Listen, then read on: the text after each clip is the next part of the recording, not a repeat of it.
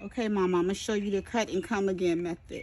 When you cut the collards on the outside of the plant, the bigger leaves usually,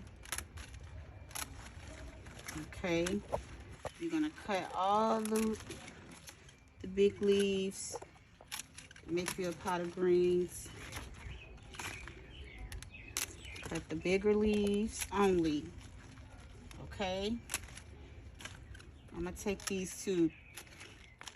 I'm gonna leave this and more greens are gonna come out the top. So I'm gonna go around to each plant and I'm gonna cut all the leaves from the outside because I'm gonna make us some greens tonight.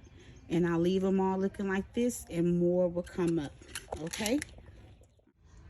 Good morning. I wanted to come out and give you guys a quick look at what the collards look like about 7 days after they've been cut for the cut and come again method. Okay, so you remember I cut them back last week. I cut all the outside leaves. Here you can see all of my cuts from the outside leaves. And this is what we have 7 days later. They're coming back.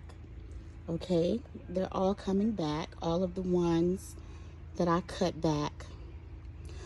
Shortly after I cut them, maybe 2 days later, I did fertilize with fish fert. That helps them bounce back. And I'll insert a picture to show you what they look like last week.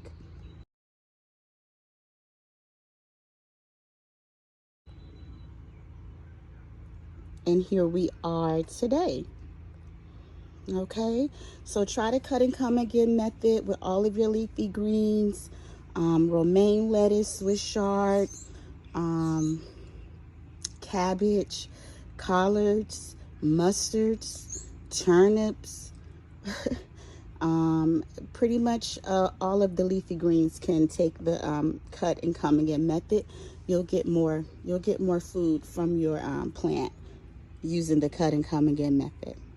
Okay, enjoy your day. All right, guys, we are 3 weeks after the very first cut of my collards. I cut them and they came back, and here we are.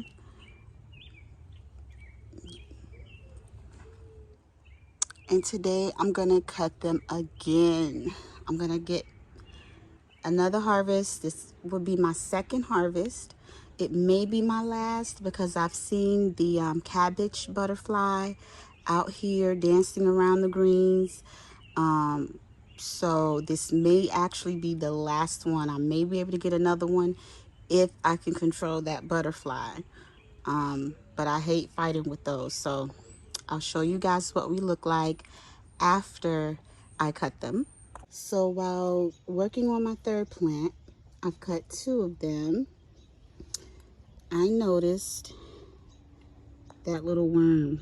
You see them? They're biting holes inside of the leaves. So I'm a little late, but I'm gonna take what I can, excuse me, and we're gonna eat some greens. And like I said, this looks like it is the last harvest. This is what the white butterfly does. Lays eggs, and these little worms will eat your brassicas, your collards, your cabbage, your kale, your broccoli, your cauliflower, all of the tender greens.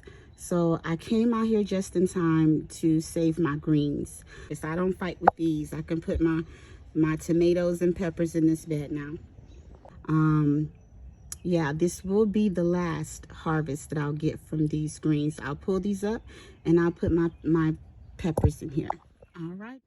So we're back, and as you can see, I did the same thing I did 3 weeks ago. I cut all of the outside leaves, left the leaves in the middle. I will be pulling these plants up today though and preparing this bed for peppers now that the weather is getting warmer. Here are my greens that had no worms. None of these greens, you know, this is how much I got. That was not ruined by the worms. And over here, we have worms on the greens. You can tell by the little holes. Here's one right here. Let me find them. Yeah. So I'll take this pile, and I'll turn on my water hose, and I'll clean all the worms off the leaves before I take them inside the house and clean them properly. Okay? All right. You guys enjoy the cut and come and get method with your greens, with your lettuces. And like I said, I've done it with cabbage, but I won't get a cabbage yet. Okay. Enjoy your grow season.